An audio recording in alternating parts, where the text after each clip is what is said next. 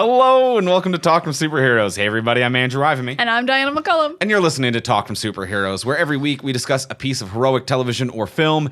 And this week on the podcast, we are talking about the new Disney Plus series, the new Disney Plus / Hulu series, the Marvel Spotlight series. We are a lot of production titles before it, but we're talking about Echo. We're talking about Echo. Yeah, a lot of, not really adjectives, I guess just like extra things. Just production tags. I love the Disney Plus / Hulu original Marvel Spotlight series Echo. I love that they're like, these are less complicated. We gave them 4 names. Yeah. These are going to be the really easy to watch shows. Yeah. So for those of you who don't know, I guess that's a little bit of business. Oh, we could do a little bit of business. We could do a little bit of business to fill people in. Marvel Spotlight is what this is called. This is the first of what Marvel is calling Marvel Spotlight, which is a new series of shows. This is the first one. And what they're going for is, I'll let you... From what I understand, they're kind of more easily digestible Marvel properties. So they're not really going to connect to anything. Or if they do connect, they're explained very well in universe how they connect to everything. And they're not like jammed full of Easter eggs. It's just kind of more of a like, you can just watch this and you don't have to worry about the other stuff if you've kind of got like Marvel fatigue or you're like, I don't want to watch 20 movies to watch one movie. So anything Marvel Spotlight should be pretty self-contained is how they've described it. Yeah. So that's how they've described it, is that like if you're getting fatigue, if you've missed a year of movies, you can just hop right in and watch Echo and whatever going forward they're going to put under this banner of Marvel Spotlight, which has a new title card and like a different opening sequence than the traditional Marvel title card. Yeah, it's going to be, it's hard to say when there's only one, and I don't even know if Daredevil is going to be a Marvel Spotlight. It feels like it will be. I think they did confirm that Daredevil is a Marvel Spotlight. So the 2 spotlights are in production. Yeah. And I don't know what else might be a spotlight in the future. We'll see how it goes. But Echo is what we're talking about today. It is a new series. We're going to be talking about the entirety of the series, which is 5 episodes that were released simultaneously.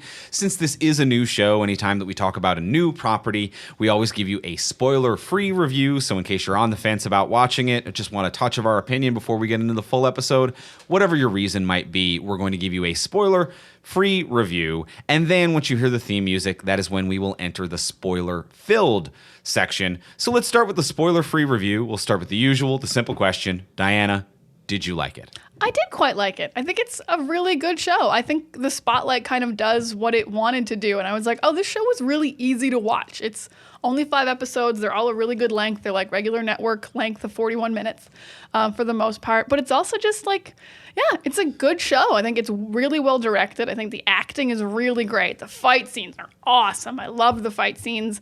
There's some fun stuff they're doing technically with like flashbacks and things. The opening slaps. If you haven't heard the opening theme song, it's really awesome.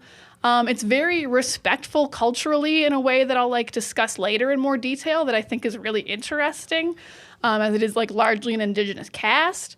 So overall, I'm like, and I like each scene individually. I think the only place the show kind of loses me is I don't think the story overall is super interesting.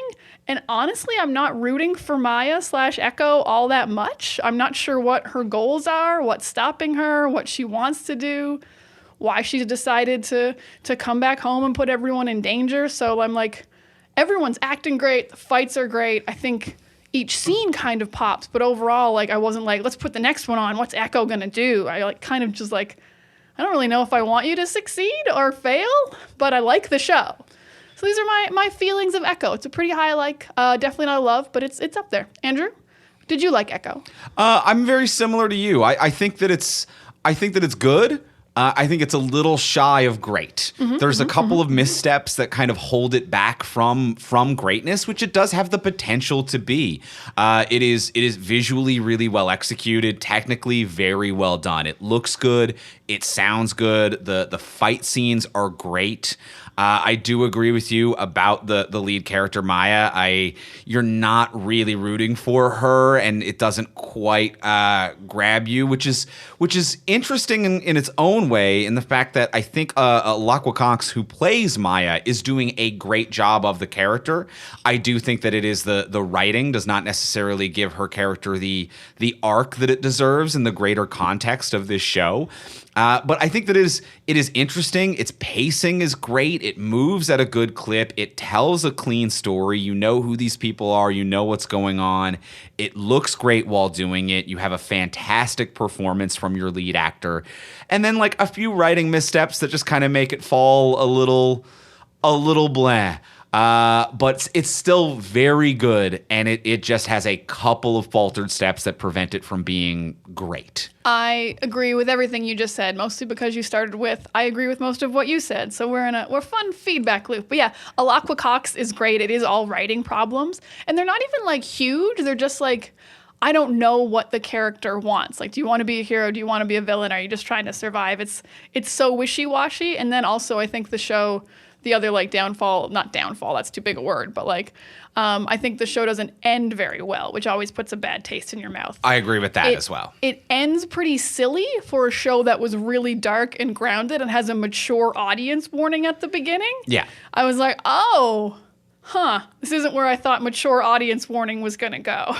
Yeah. You know, for like the show the kids shouldn't watch. It eases out of its maturity as the series progresses, which is a strange direction for it to go in. It goes from a mature, like we're continuing the tone of Netflix series type of a thing. Very Netflix series-y. And then it really kind of starts taking its foot off the gas and ends in a place that's very Falcon and Winter Soldier, where it's just not quite as... Actually, maybe I'll say it stays Netflix series-y, and it starts Daredevil and it ends Iron Fist. Oh, you know what? That's not a... How do we think about that? I'll take it. That's not an incorrect way to look at it. I like to party like that, so I've got no complaints about that. Andrew loves to party with my metaphors. And can it be spoiled? Not really. I think everything that could have been spoiled was in the trailer, which was rude. So if you've seen the trailer, you know the spoilies. If you've seen the trailer, you know the spoilies, and then just generally this character goes on a ride. So yeah, not too, hence a Marvel spotlight. It is relatively self-contained. There's not big overarching related to other stuff spoilers. And even then, it's not a series that's based on its twists and turns. It's based on performance and visuals. So I don't think it can be spoiled. Yeah, we agree. No All right. spoilies. There we go. We both agree that it's fine to good and it can't be spoiled. Love it. Love it. And before we get into the spoiler-filled section of today's episode, we do want to take a moment to thank our friends over at Mint Mobile. We're going to thank our friends at Mint Mobile because, you know what? What's a great New Year's resolution? Let's save some money. You know how you're going to do that? With our friends over at Mint Mobile. With our friends over at Mint Mobile. They'll help you save money if that's your resolution for the new year, or you can just use that saved money towards whatever your other resolution for the new year was. Either way, they got your resolution locked. Gym memberships aren't free, so maybe you need to free up a little room in the budget for that. You need some assets liquidated. Yeah, that's right. You need to move some stuff around and just switch to Mint Mobile, because for a limited time, wireless plans from Mint Mobile are $15 a month when you purchase a 3-month plan that's unlimited talk, text, and data for $15 a month. Yes, you can say goodbye to your overpriced bills and like save a little bit of money every month. And also with Mint Mobile, you can use your own phone with any Mint Mobile plan and bring your phone number along with all your existing contacts. They will either mail you a SIM card or email you an eSIM card. It is so easy. Their website is so easy to use. Breezy. They make the process so simple. Keeping your own phone and contacts, there's nothing simpler. Save money. Keep your phone. Yep. Keeping it simple is just something that all companies should do and shouldn't. What I don't understand is that it costs companies more to be complicated. Mm-hmm. Do you know what I mean? Like, to add additional steps, additional web pages, additional things. People it costs quit. more, and then they charge more. But Mint Mobile is just like, what if we didn't overcomplicate it? Then we don't need to. It's not as expensive, and we can pass those savings right on to you.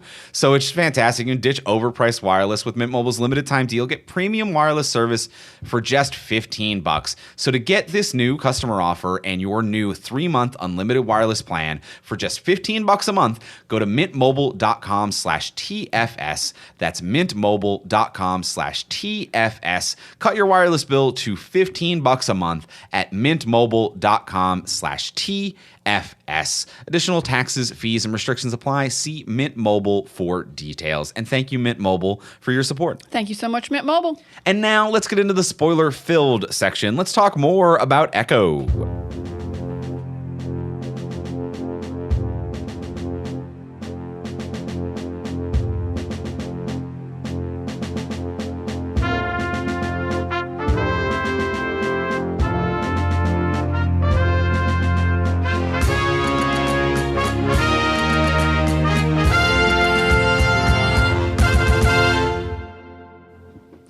right. We have seen all of Echo. We have a similar vibe about it.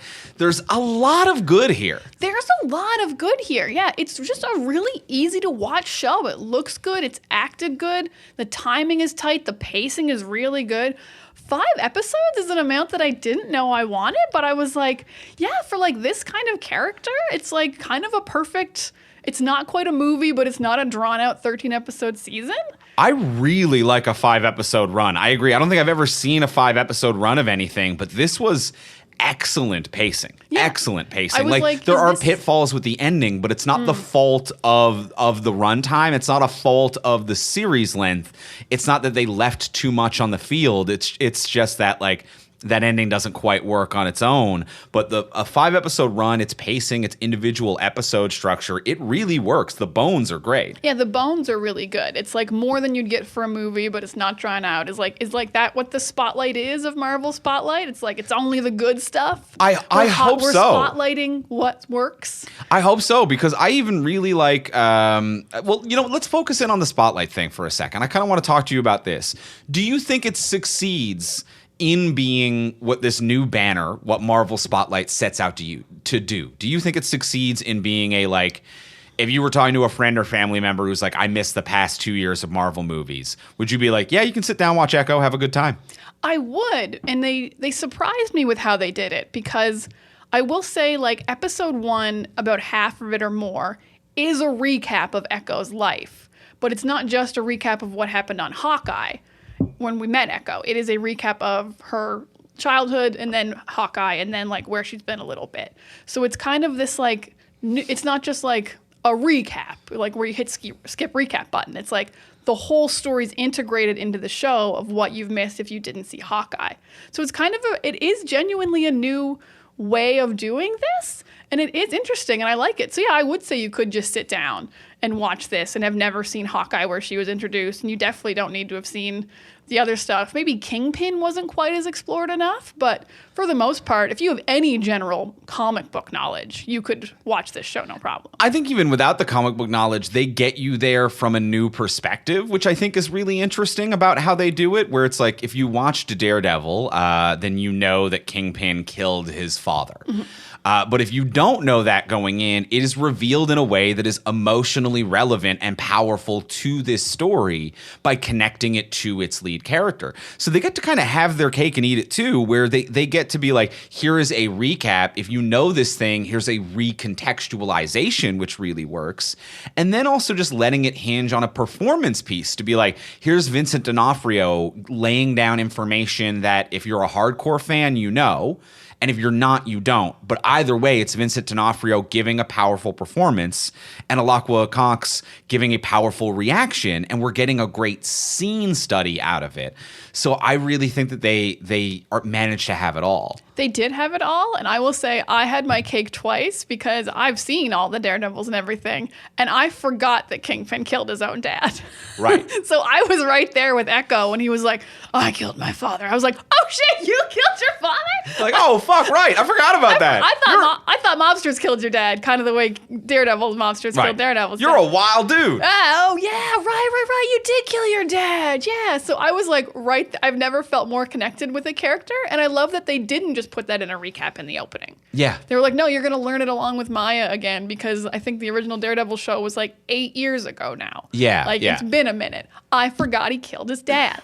So new fun stuff got to drop. So yeah, I think if this is how they're going to do it, it absolutely works, especially with like new footage mixed in with the recap footage to make it a continuous story. I think they did a brilliant job with that. Episode 1 is an episode that I am surprised I like it as much, because it should be two dichotomous flavors that don't work together, where somehow it's a long recap. Somehow it is but it's also a short recap. It's here's everything from Hawkeye, but in 40 minutes. And I'm like, this should have been the pace of Hawkeye. So it's everything from Hawkeye, but done shorter and tighter and with more efficient storytelling, surrounded by these new pieces that recontextualize it and make it infinitely more interesting, I think. So it's just this great character piece. And yeah, they do a really good job of reusing old footage and then putting it in between, where I'm like, this actually makes your old footage better Yeah. in retrospect. I really like how successfully they executed this. And it wasn't just like a recap episode. They weren't like, this is a throwaway episode. Like episode 1 is when she fought Daredevil. Yeah. That fight ruled. Really great. That fight slapped so hard. Like Yeah. that was, I'm glad you brought Charlie Cox back because he deserved it. He loves having great fight scenes, and this was like lovingly choreographed. They like beat the shit out of each other. They both come out winners in a way because like they just kind of have a standoff, and she runs away while he fights someone else. And I'm like, all right, they're both. Her like, grabbing equals. guns while he's jumping through the air. Him with the batons works so well. Him just coming in and be like, I've been waiting here. I've been watching these people for a week. And you guys And come just in. Come on in. Him just being tired. It being done in like the style of Daredevil. Kingpin then being like, no one's ever stood up to him for that long as well as you did. Gotten away. Having that level of respect then for Echo. Yeah, that whole section slaps. That whole. So yeah, they didn't just make it a recap. Episode 1 is also like cool shit happens. Yeah. So cool shit happens. Cool fight happens. It really just kind of like comes in strong and works off the top with really good pacing. Yeah, it comes in strong. It doesn't. I think, as I said in the opening, I would love more of a sense of what Maya's trying to do. Because even like this idea that she's on the run from Kingpin's men isn't super well seated in. I know she shows up with a bullet wound, but I'm like, was that like one guy? Are there like 50 guys after you? Are they after you like hard? Or were you just like, I guess I'm out of New York and now I'm fine? Like they really didn't set up what she wanted ever. And I did find that disappointing. Yeah, and they're kind of playing her as an anti-hero to make her cool, but that's not what the story of everything around her is being told as. Like the story of like of her grandparents and her community and the relationships that these are all kind of analogous for are all a story of like protecting your community, which is what she is never trying to do and never welcomes. It is just everything around her is meant to be a metaphor for the things that she's doing, but she never does the things that make them a metaphor. So it really removes any layer of depth to the writing. So every episode, with the exception of the final episode, every episode starts with this vignette interstitial, this interstitial of her ancestry, of someone that she is related to who was a previous leader of their community in some capacity, whether it's the first leader ever or the first type of a certain kind of hunter and this and that. And there are these beautiful interstitials about these strong, powerful women who are standing up for their community and kind of pushing against the grain and taking care of everyone that they love and taking care of their land and their people, which is not what Maya's story is about. Maya's story is, and granted, characters can lie to themselves and to us as an audience, but what she is telling us is that she wants to be the queen pin. She wants to run the underworld of New York. At no point is she trying to do any of these things that we see her ancestors doing, and at no point is she slowly working towards that. People in her family and community are working towards that, but it just never quite clicks for her. It really doesn't. I mean, I would say she's doing the opposite when she just like for no reason brings this fight to her hometown. Like she puts apparently Fisk is already slightly there. His train passes through town, which seems like a pretty minor way that the Kingpin was involved in this town. It's like a checkpoint town. Yeah, it's like the cargo's still on the train. Cool, go. Like he doesn't own the town. It's not one of those walking tall situations where you're like, we got to free the town from the Kingpin's rule. He does not own the town. But she shows up and then just 50 of Kingpin's men are here, and Bonnie's getting kidnapped twice, and her uncle's getting kidnapped, and her grandmother's getting kidnapped, and Biscuits has to destroy a bunch of bad guys, and her uncle has to shoot a guy in the head, and it's like you didn't protect this town. You brought danger here. Yeah. And I'm actually not even sure why the ancestors keep contacting you, except maybe to tell you to stop doing these things. You do suck. Yeah. You suck. Yeah, you're a really great fighter and an incredible strategist, and you're cool. But in terms of a protector of your people, you're not doing that until the last 5 minutes of this show. Yeah. But no one's confronting you about that, and that's not the journey the show's about? Yeah, I agree. The weird thing I kept feeling throughout the entire show that I was like, I know that it isn't that show anymore, and we're not trying to tie it into everything. But I'm like, her character does feel very analogous to Hawkeye in Hawkeye's series, where it's just like, yeah, I was terrible. I murdered a bunch of people. I'm actually pretty awful. But what if at the end of all this, I was at best neutral? What if I trained a spunky young girl? And isn't that okay? And Now it's like, I'm good. It's like, I guess, question mark? Yeah, what if at the end Maya came back and didn't let her family get murdered by the Kingpin? I'm like, that's good, I guess. That's good, I guess, but she did also actively put them in danger. Like by leaving them alone in town with the Kingpin. The character who owns the bowling alley flat out says to her, being like, you bringing this fight here is going to endangers the community, is going to get people killed. And indeed it does. He tells her that in episode 2. Yes. Not even like late in the series. And that is the and that is the like the theme of the series. Like, he is laying it out to be like, bringing a fight to your home community puts us in danger. And it does. Mm-hmm. And that's just kind of the end of that lesson and story for her. And like, you feel that like she does such a phenomenal job with the performance in these little character moments. This moment of like the Kingpin was my father figure. I hate him. I want to kill him. I'm scared that he's back. It's weird that he's back. Do I want to be him? What? And she sells all of this internal conflict. And it's just a real shame that the writing kind of misses the broader strokes for these characters. Because scene to scene, Alok Conks gets this character and rocks. Scene to scene, I really like Maya, but also like, and I agree the writing has failed her overall, but also throughout the entire episode or show, I love every character.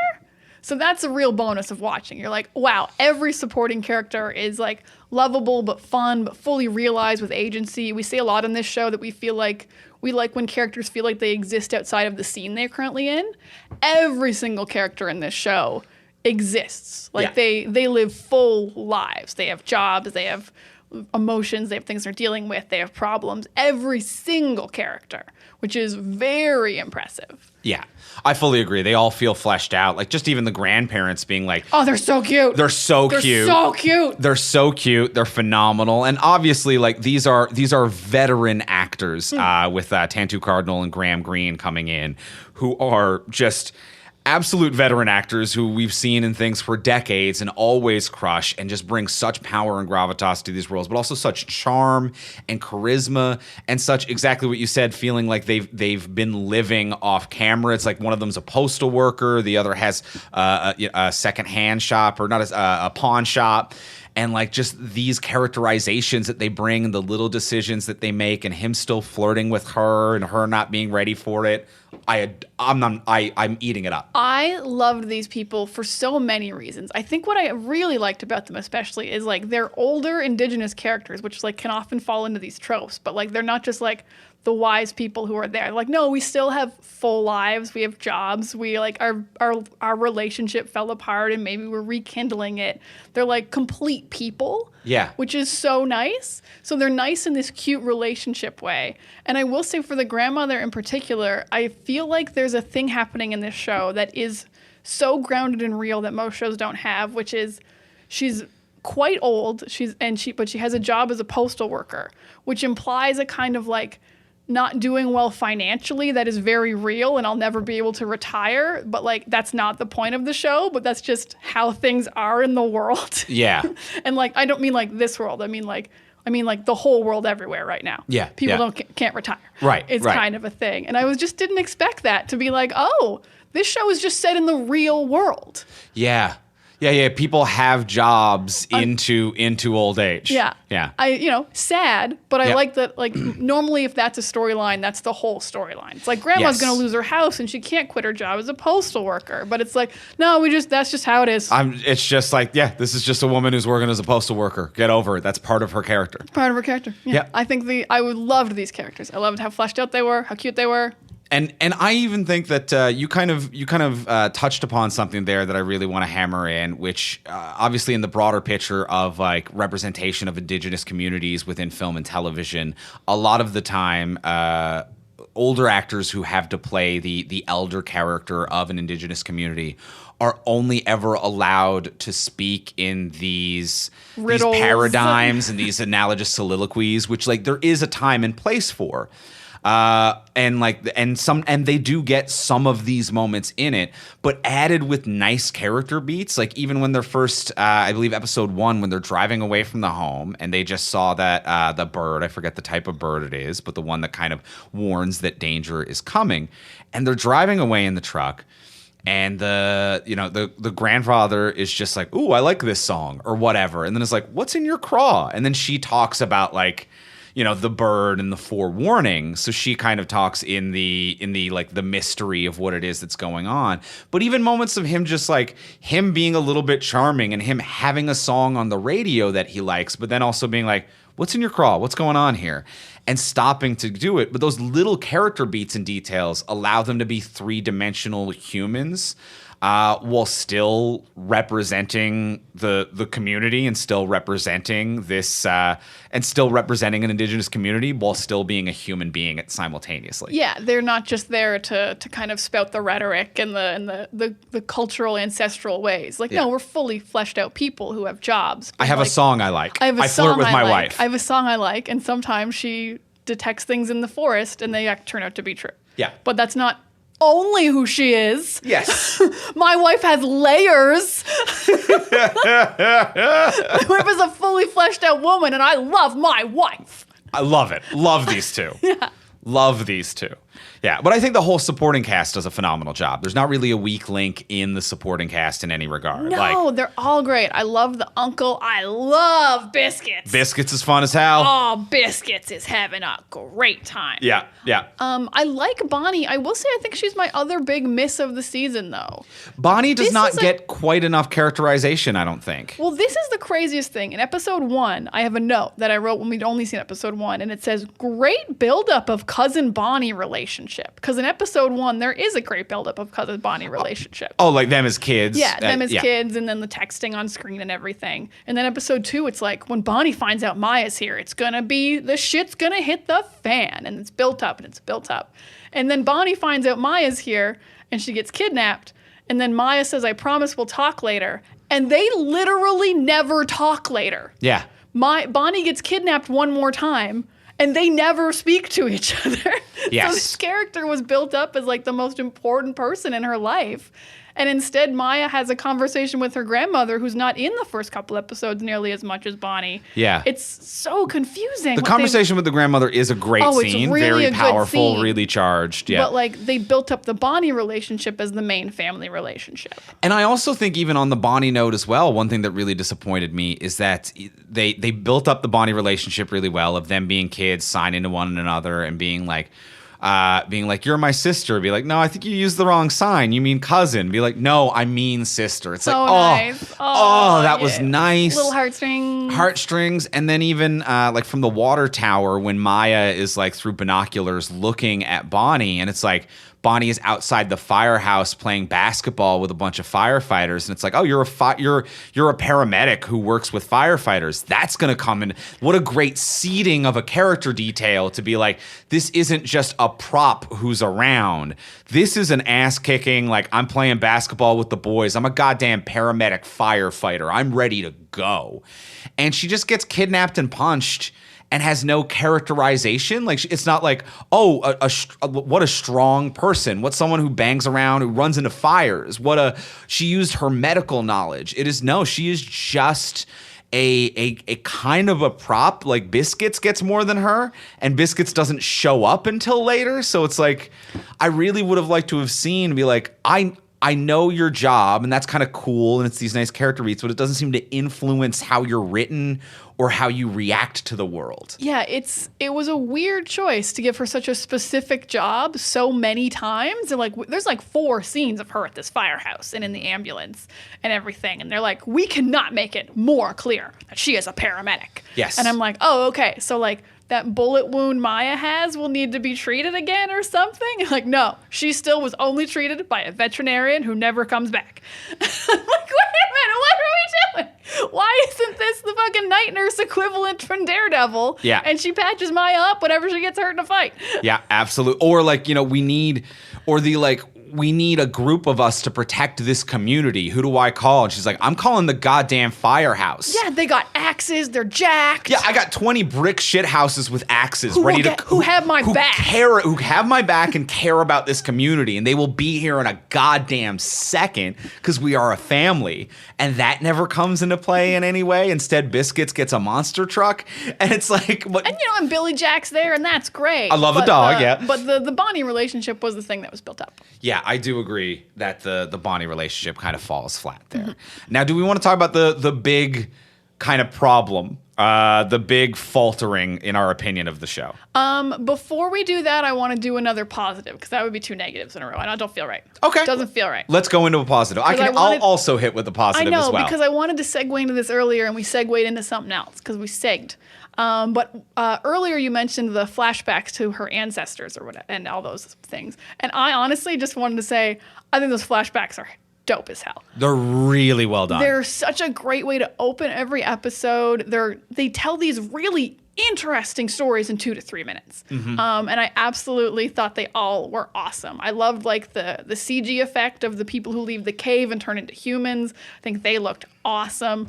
The ancient lacrosse game for who gets banished was just, I was on the edge of my seat. I was like, I want to watch this sport all the time. Fuck you, blue team, for sitting your best player until like the last point or whatever. Yeah, like LeBron's gonna come out with 30 seconds left. Yeah, what do we do? Who does this? But really well done. You really deserve cool. to lose. But really yeah, that cool. was weird to sit your best player when you're. Why was your best player sitting goddamn rest day? Load management. Get out of here. A back spasm in a little bit. Well, we're gonna get banished. if we lose. We're playing but a cool game. That was really cool. Game. Yeah. And then I think my favorite was the girl who wants to be a lone horseman. I forget what they were called. Yeah. But I really liked just the style of that one being a silent movie to kind of echo that, like to echo that Maya is deaf.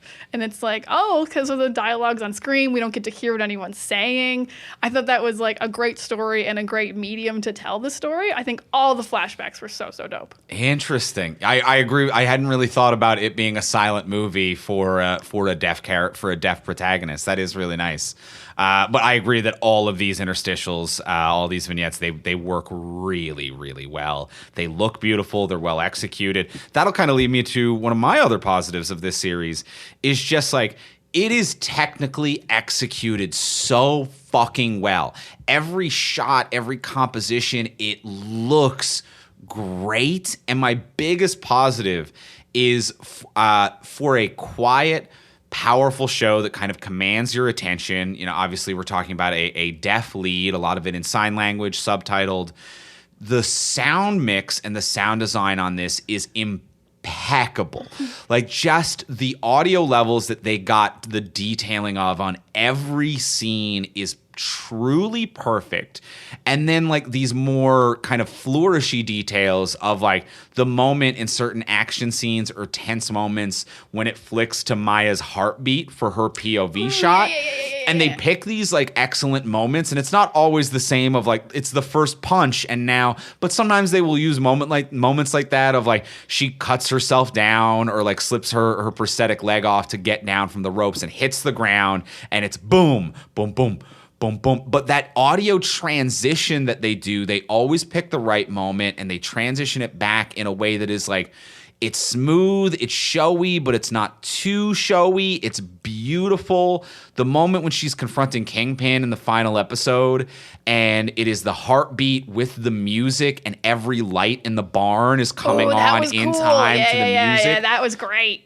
The audio cues, the audio design, the volume mixing, everything from an audio standpoint is technically flawless and artistically done and showy without being too showy. And the same is true of the visuals of this show. Every frame is beautiful and really well done. I will completely agree. And I wonder if maybe that's going to be maybe the other nice aspect of Marvel Spotlight. We'll see. Is I think that like this is a weird compliment that we've given to like things lately when they're actually good, is like this didn't feel rushed. Like I didn't feel like they made this in a rush. Yes. It felt like the showrunner and the director was like, no, we're making art and we're planning all 5 episodes, and this is going to be like the beautiful set piece in this episode, and we're also going to have really good sound the whole time, and we're also going to light it in a way that you can see every single scene.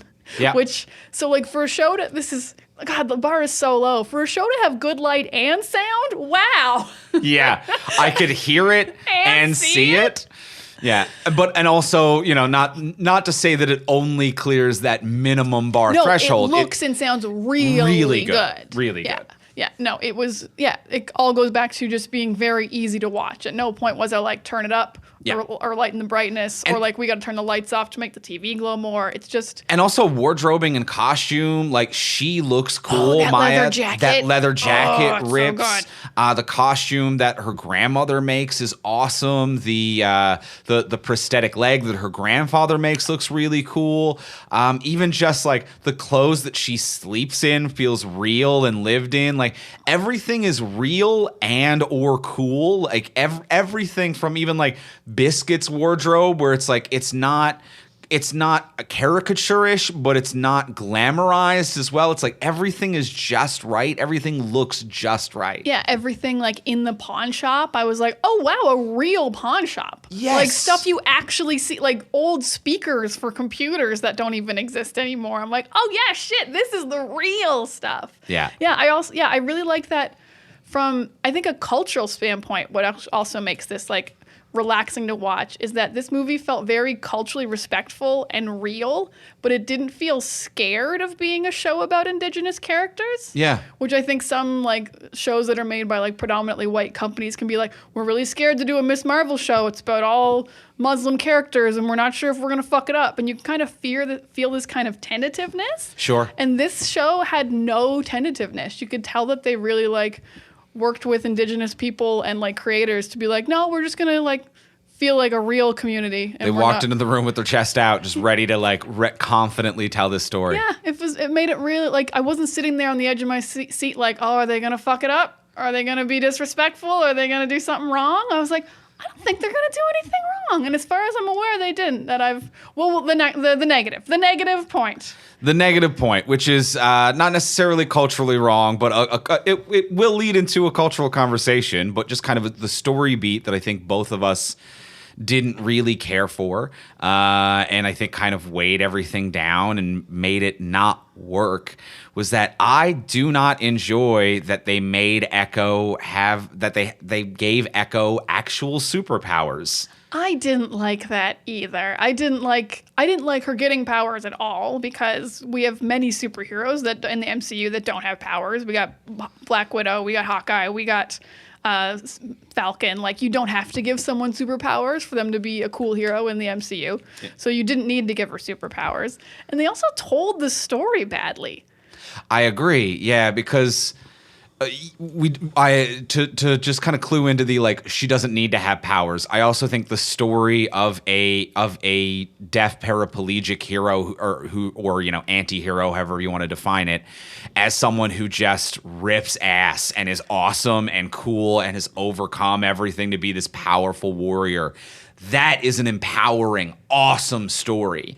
And then to be like, also you can kind of glow with superpowers. Also, she's got you can heal superpowers that can like warn her of danger sometimes. And it's like, this actually kind of removes a little bit of the agency of this character for me. Remember how in live action Mulan they gave her superpowers and everyone hated it? Because in the animated Mulan, she was just a badass normal human. Oh, okay. And then in live action Mulan, they were like, well, she'd only be able to be in the war as a woman if she had superpowers. And we're like, that was the opposite of the point of the original Mulan. Yeah. And I felt very similar when I watched this. I was like, oh, you didn't think she was cool enough unless she had powers. She was so cool. She was wildly cool. She was absolute badass. She is brooding with cool and dripping with cool every second. Even. Yes. I'll give her swag. Swag. And also, I am going to say that like all of these opening interstitials that we both loved so much, that are these really cool stories of her ancestors, work better as a metaphor. they work better as a metaphor. They do. Like when Echo's talking with her grandmother, and it's like, you carry the spirit of your ancestors with you. That works better as a metaphor rather than a literal you carry your ancestors with you. Mm-hmm. Like it works better as just a parallel, as these little stories at the beginning to be like, here is kind of what Echo is about to go through. And that is the subtext that we're not going to over-explain, that these are the echoes of the past that herself and her community are still fighting. And that's the Echo. But then for them to be like, that's the Echo. And when your hands glow, that's the Echo coming out of the echoes. And they're all going to be in the room. Get the fuck out of here. It went way too far with it. Yeah, even if she just saw flashes of these women and got wisdom in that way and strength in that way, I would have been not hand glowing strength, emotional strength. I understand. The strength to come back after she left when she ran away. Yeah. Or something like that. But yeah, it was just oh. So, real superpowers, but, not?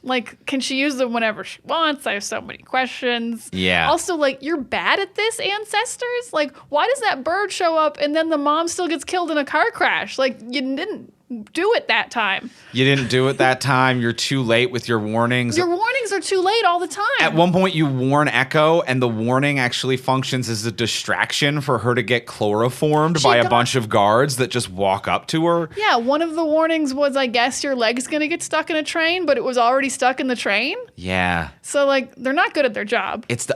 They work way better as metaphors. They're great little stories, and they work way better as metaphors. But also what bothered me is, this just isn't how you tell the story of someone with superpowers. Yeah. If someone's getting superpowers, that's what a show is about. Episode 1, Miss Marvel, she got superpowers. And then the rest of the show is learning how to use your powers.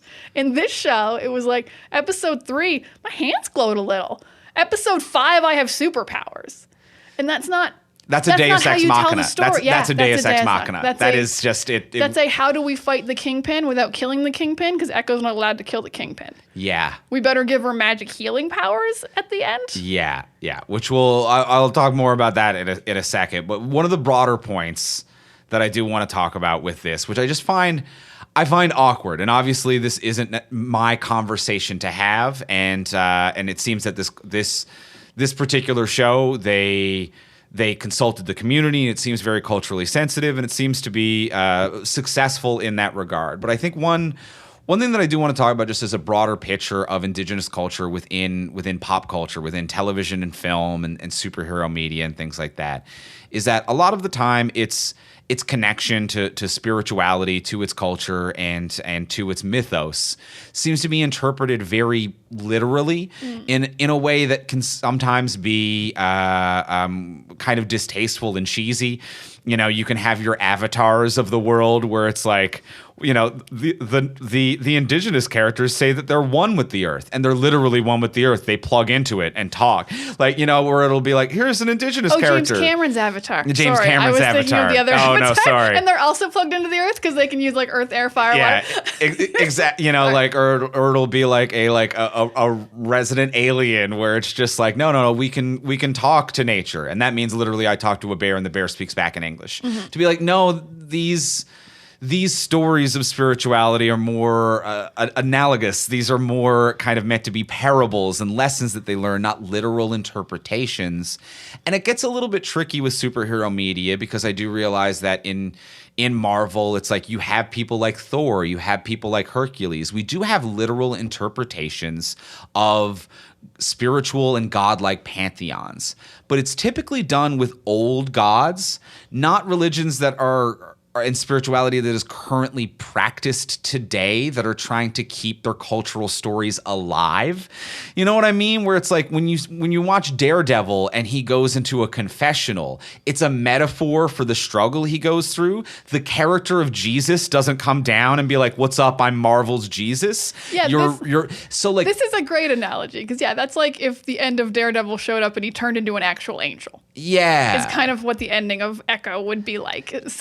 Yeah. comparatively. Yeah. So he becomes an actual, like, the actual devil is there, which, like, I think like there's things like that where it's like typically to do a literal interpretation of these characters are typically done with a pantheon of old gods that are not currently a rich cultural heritage that are trying to be expressed and have their stories told. So and I know that there's no right or wrong here where it's like, well, then how do you do it? How do you tell these stories? Is it always a metaphor? Is it always literal? It's just strange that this is a pattern that keeps repeating itself where it has to be done very literally.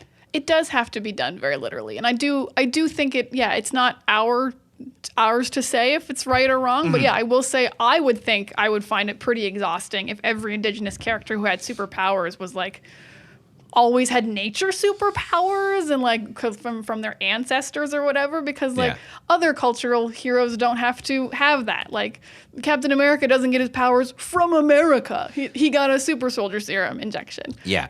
Like I'm honestly, I mean, it's not for me to say, but honestly, I'm so much more interested in the What If character Kahori, who is a fully Indigenous character, but she got her powers from the Tesseract. Yes. So it's like, oh, well, you're just a fucking superhero. Yeah, You're just a superhero. For those of you who haven't watched What If, this is an original character that is on an episode of What If and absolutely rules. She absolutely rules. Yeah, I love this way she got powers. I love the way it integrated into their culture. And they were like, we'll make it part of our culture, but we got powers from the Tesseract. And I think that is a really cool story that they tell. And I think Echo is a really cool story that they tell, with the exception of once they get literal with the powers and interpretation. I much preferred this indigenous deaf paraplegic character who just kicks ass. Yeah. That was just a way more enjoyable character for me.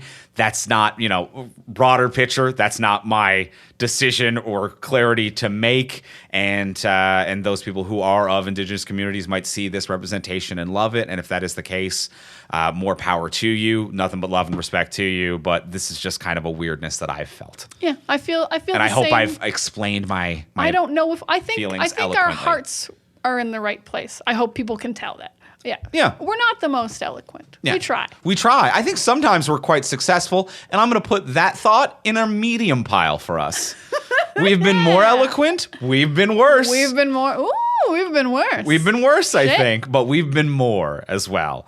Well, moving on to that point, let's talk about the kingpin of it all. I think is like the last thing that I want to talk about is that D'Onofrio rips as kingpin. He's great. He always does. He is one of these guys who I'm like so intrigued by, because I feel like he must go a little bit method, like with how dark and intense this guy is. But I know everyone likes D'Onofrio and no one's got a problem with him. Yeah. So I'm like, but also like, God, you're huge. You're so big. But like, I'm not worried about you. I don't even know how a man can be this coolly shaped. Yes. This coolly shaped. And like, it's just the way they film him, the suits they're giving him, because it's like D'Onofrio's not naturally this shape. No, he looks exactly like Into the Spider-Verse Kingpin. Yeah, he's a square. He's a square. He's a square. And it slaps. Yeah. Yeah. He's a slapping square. Yeah, and he really just owns this character, and these moments like that's those couple of scenes with Echo, like him in the hotel, just telling her that he killed his father. That is such a great scene. He has some great moments with Echo. I really liked the scene at her house, actually, when he's like, I'm not mad at you for shooting me, because I believed him. And I do sincerely think he wasn't. Like, I think he respected the hell out of it. Yeah. And I was like, God, you've really made this character so complicated and interesting. I love this guy so much. When he asks her to beat him to death with the hammer he killed his father with. Oh, boy. Wow. And then, like, feeling like they've gotten back to a point where they trust each other because she doesn't do it. I was like, man, that's a brilliant move. Yeah. Like, of course you can trust this woman if you've gotten on your knees and handed her a hammer and she didn't kill you. Yeah, and that's how he plays it. He plays it in a way where, like, he is able to sell the personality manipulation of this character. Yeah. When I think that like the writing, I'm not saying that the writing of this character is bad. The writing of this character is neutral, and you need a great performer to sell that this is a man who knows what you are going to do before he enters the room. He is a psychological manipulator, and he understands you better than you understand yourself. And he is, I think, a psycho who would have been fine to have been murdered by Maya, but knew that she wouldn't if he gave her the opportunity to. And D'Onofrio carries that gravitas and knows how to sell that into the room. Yeah, he does, and I'm so glad that there's like just like a few characters / actors that they were like, we can't let these ones go. We got to keep. We got to keep D'Onofrio as Kingpin. We got to keep Charlie Cox as Daredevil. Yeah. We just can't let him go. Yeah, but then there's the D'Onofrio. Then there's the Kingpin ending, which is Maya using her powers to heal his heart, which is a new level of dumb thing where like we already didn't like that her powers were being literal. And we cut to like, you know, her mother has healing powers where it's just like this bird was injured. I healed the bird, which is a very surface level physical heal. Yeah, and also, wow, that came out of nowhere. Also came out of nowhere. Healing ability is way different than I get messages. Yes. Messages I can live with, but and the previous generations were good fighters, and now I have healing ability. But a literal, I mended a broken bone healing ability. Yeah, oh, very literal. And then we make that leap. Hey, we don't know. Maybe the bird's mental health got way better. Maybe that bird was a bad person prior. Maybe that bird was like, oh, I can see clearly now. I was cruel to my mother. And figures it all out. Shouldn't have killed my dad bird or whatever bird shit he was up to. They are woodpeckers. They can just get into you. They'll get into you. But yeah, we have to make that leap from physical healing powers to then Echo puts her hands to Kingpin's chest and then tries to spiritually heal him within his mindscape. And that is a wild and sloppy leap. Yeah, that was this is where I was talking about where this show got like silly and really left the grounded nature the first 4 episodes were of like, we're going to beat people to death with our knuckles and like be bloody. And I'm doing a train job to destroy a weapons shipment. Yeah, like we're going to shoot this guy Vicky in the back and watch the blood pool in his eyes in the skate rink. Like this was a dark show. And then it was like, what if I heal you with my hands in your head? Yeah. Not the bullet wound, but your mental problems. But also like she didn't? We don't even get a clear answer. She really just like fucked him up a little bit. And it doesn't, like, the scene just stops because, like, there was this fight scene of everyone fighting. She also then transfers her powers to her mother and Bonnie. to Bonnie and her grandmother, yeah. Who get superpowers fucked. As well. And her sister Bonnie, the paramedic, doesn't get the healing powers. Oh, shit. This whole thing of like all of them carry their past with them, but it's like we couldn't have had each one of you be one of the people that we've seen. Like the grandmother be the first one to leave the cave. You're the warrior who did the game for banishment, and maybe your sister is the healing power, like, or your cousin is the healing power, like from like the birth scene, the pregnancy. So stupid. Yeah. Huh, they get superpowers for a minute.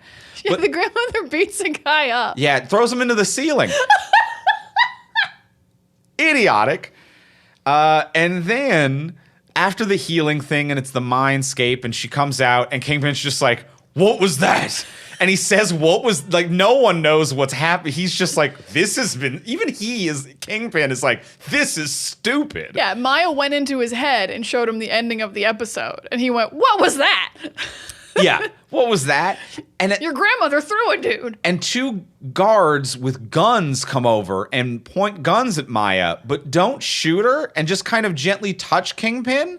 And then the cameras cut to outside the barn and the Kingpin's just like, getting in a car with these guards who I guess never shot anyone because they were polite about it. They were like, it's over. She did the healing mindscape thing. We all saw it. Everyone knows that ends the fight. She won. And that's then, 10 points. And then Maya and her family also, I guess, allowed Kingpin and his goons to walk out after a RPG was fired in the air.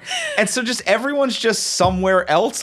It is such a bad ending. It's really sloppy. It's sloppy and just weird choices because like I feel like part of it from a writing perspective very much was, I said this earlier, Maya was not allowed to kill Kingpin because he has to appear in Daredevil. And I Sure. think they really were like, we don't know how to beat him if you can't kill him.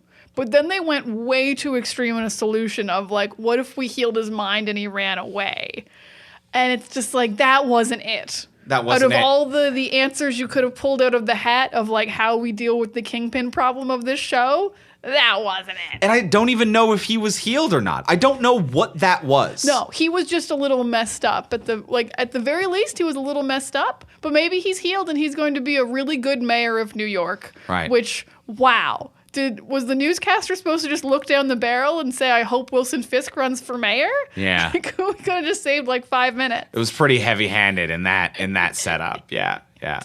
So there was that. Yeah. So just a wild and strange ending to an otherwise good show. Yeah, like we didn't like. I mean, it's hard to talk about fight choreography in depth, but like some of the fight scenes were so good. Daredevil was so good.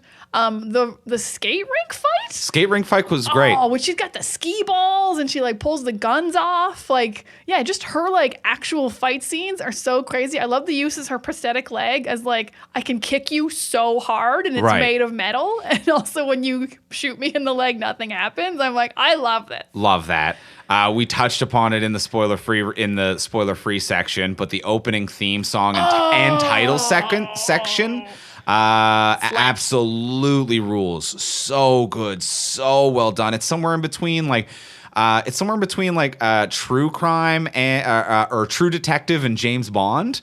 Is that's a kind of great way its to describe vibe, it. and it just rules. Yeah, the visuals and the song go together in this awesome way. It absolutely rules. It was really nice to see credits that I assume weren't made by an AI this time. Yeah, I think we Looked would have like a heard real- about it if looked it like was a real person made this one. It felt like it had emotion behind it, No so I one think had that a 6 person fingers. did this one. Yeah, that's right. There weren't too many fingers out of nowhere.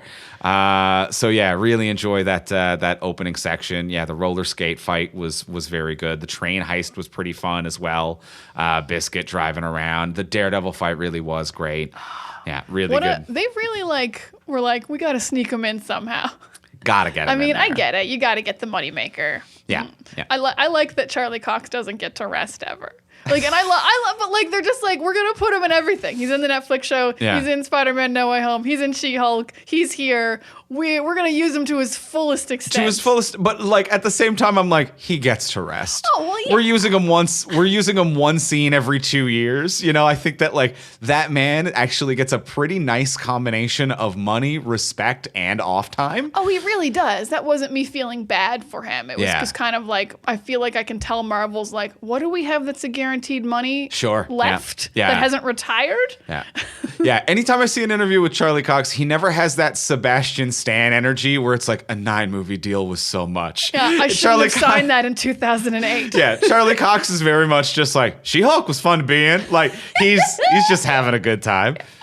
He's just having a good time there. And he's like, it used to be Tom Hiddleston. Yeah. Who they called for everything, and now I think Loki's gone for good. So now it's Charlie Cox. He's swapped in. Which I vibe it. I'm good with that.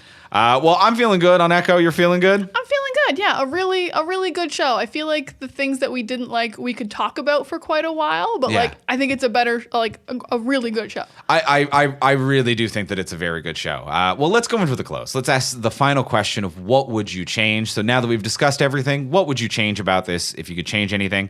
Before we do ask that final question, we will remind you, our wonderful listeners, as we do every week, to please take a moment to rate, review, and subscribe on Apple Podcasts, Spotify, Podcast Addict, wherever you might get your podcasts. Wherever you listen to your podcast, you could leave us probably a 5-star rating, possibly a review, and we would love to read both those things. Also, a reminder, if you're using Google Podcasts, that goes away shortly, so please subscribe to us on a different podcatcher soon. Yes. Google Podcasts will be saying goodbye. And all podcatchers are the same. So wherever you want to listen somewhere else. Google Podcasts are shutting down. But go type us in and hit subscribe. They've sent out information that says that they're shutting down Google Podcasts, but later this year they're going to be launching YouTube Podcasts. So there will still be a Google-owned property, which is a way to get in between. Just hop it somewhere else. Shout out to Fan Thomas who reached out to us. We love and appreciate you and everybody who is listening via Google Podcasts. Just hop on anywhere else. Leave us a rating and review. It's a free way to support the podcast. They're all good ones.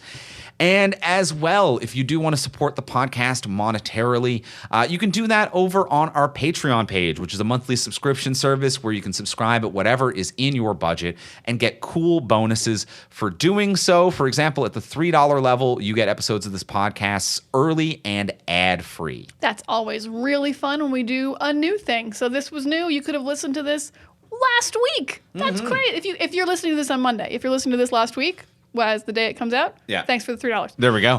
If you're listening to this on Monday when it comes out, you could have heard it last week. You could have heard it last week. And as well, at the $10 level, you get a bonus episode of this podcast every single month. This month, we're tying it all together. Next week on the public episode of the podcast, we're going to be doing Escape from New York. And then on the Patreon, we'll be doing its follow-up, Escape from L.A. We're trying to get out. So we're just trying to get out of New York and or L.A. If you want to hear some John Carpenter goodness, be sure to sign up at the $10 hero level. And when you sign up at that level, you get immediate access to the full back catalog. If your budget or anything changes, you can always cancel or change your subscription level in any given month. So it's worth checking it out. Head over to patreon.com/fromsuperheroes. That is patreon.com/fromsuperheroes. And now, let's go in for the close. Let's ask the final question of what would you change? Diana, what would you change? Now, I feel bad that I always go first because I feel like we have the same change. Yeah. And I'm like stealing it. Yeah, let's just kind of wrap it into one. At the same time, should we just be like, What? no powers? Oh, I was going to count. Oh, you were going to, I don't. Wow. Oh, boy. The counting does make sense. Yeah, wouldn't it?